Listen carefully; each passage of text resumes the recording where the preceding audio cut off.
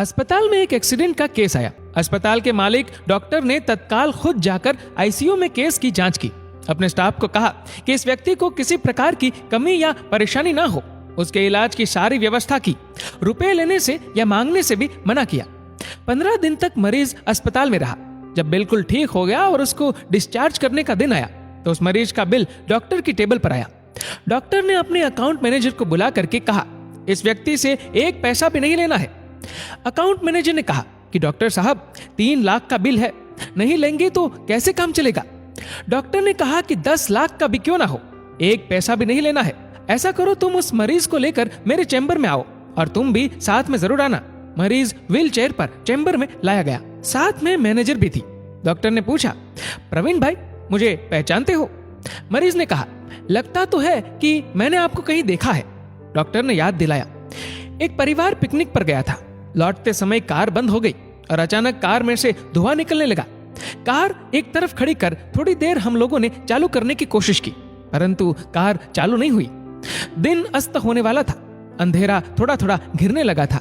चारों ओर जंगल और सुनसान था। परिवार के हर सदस्य के चेहरे पर चिंता और भय की लकीरें दिखने लगी।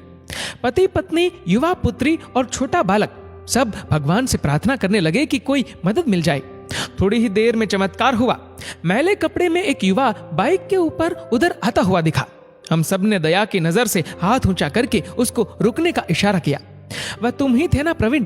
तुमने गाड़ी खड़ी रखकर हमारी परेशानी का कारण पूछा। फिर तुम कार के पास गए, कार का बोनेट खोला और चेक किया। हमारे परिवार को और मुझको ऐसा लगा कि जैसे भगवान ने हमारी मदद करने के लिए तुमको भेजा है, क्योंकि बहुत सुनसान था, अंधेरा भी होने लगा था और जंगल घना था। वहां पर रात बिताना बहुत मुश्किल था और खतरा भी बहुत था। तुमने हमारी कार चालू कर दी। हम सबके चेहरे पर खुशी की लहर दौड़ गई। मैंने जेब से बटुआ निकाला और तुमसे कहा, भाई सबसे पहले तो तुम्हारा बहुत आभार। रुपए पास होते हुए भी ऐसी मुश्किल में सहायता नहीं मिलती। तुमने ऐसे कठिन समय में हमारी मदद की। इस सहायता की कोई कीमत नहीं है, ये अमूल्य है। परंतु फिर भी मैं पूछना चाहता हूं, बताओ कितने पैसे दूं? उस समय तुमने मेरे से हाथ जोड़कर कहा, जो तुमने शब्द कहे वह शब्द अब मेरे जीवन की प्रेरणा बन गए हैं। तुमने कहा, मेरा नियम और सिद्धांत है कि मुश्किल में पड़े व्यक्ति की मदद के बदले कभी पैसे नहीं लेता। मैं मुश्किल में पड़े हुए लोगों से कभी भी मजदूरी नहीं लेता। मेरी इस मजदूरी का हिसाब भगवान रखते हैं। एक गरीब और सामान्य आय का व्यक्ति अगर इस प्रकार के उच्च विचार रखे और उनका संकल्प पूर्वक पालन करे तो मैं क्यों नहीं कर सकता। तुमने कहा कि यहाँ से 10 किलोमीटर आगे मेरा गैराज है। मैं गाड़ी के पीछे पीछे चल रहा हूँ। गैराज पर चल करके पूरी तरह से गाड़ी चेक कर लूंगा और फिर आप आगे की यात्रा करें। मित्र, ये घटना पूरे 3 साल होने को आ गई। मैं न तो तुमको भूला न तुम्हारे शब्दों को। मैंने भी अपने जीवन में वही संकल्प ले लिया। 3 साल हो गए, मुझे कोई कमी नहीं पड़ी, बल्कि मुझे मेरी अपेक्षा से भी अधिक मिला, क्योंकि मैं भी तुम्हारे सिद्धांत के अनुसार चलने लगा।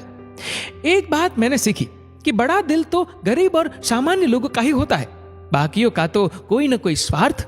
उस समय मेरी परेशानी देखकर तुम चाहे जितने मर्जी पैसे मांग सकते थे, परंतु तुमने पैसे की बात ही नहीं की। पहले कार चालू की और फिर भी कुछ भी नहीं लिया। ये अस्पताल मेरा है, तुम यहाँ मेरे मेहमान बनकर आए, मैं तुमसे कुछ भी नहीं ले सकता। प्रवीण ने कहा कि साहब, आपका जो खर्चा है वह तो ले लो। डॉक्टर ने कहा कि मैंने अपना परिचय का कार्ड तुमको उस वक्त नहीं दिया, क्योंकि तुम्हारे शब्दों ने मेरी अंतरात्मा को जगा दिया। अब मैं भी अस्पताल में आए हुए ऐसे संकट में पड़े लोगों से कुछ भी नहीं लेता हूँ। ये ऊपर वाले ने तुम्हारी मजदूरी का हिसाब रखा और मजदूरी का हिसाब आज उसने चुका दिया। मेरी मजदूरी का हिसाब भी ऊपर वाला रखेगा और कभी जब मुझे जरूरत होगी जरूर चुका देगा। अकाउंट मैनेजर से डॉक्टर ने कहा कि ज्ञान पाने के लिए जरूरी नहीं कि कोई गुरु या महान पुरुष ही हो। एक सामान्य व्यक्ति भी हमारे जीवन के लिए बड़ी शिक्षा और प्रेरणा दे सकता है। प्रवीण से डॉक्टर ने कहा, तुम आराम से घर जाओ और कभी भी कोई परेशानी हो तो बिना संकोच के मेरे पास आ सकते हो। प्रवीण ने चैम्बर में रखी भगवान की तस्वीर के सामने हाथ जोड़कर कहा, हे प्रभु, आपने आज मेरे कर्म का पूरा हिसाब चुका दिया, इसलिए अपने कर्म का सदैव ध्यान रखें और जरूरतमंदों की मदद अवश्य करें।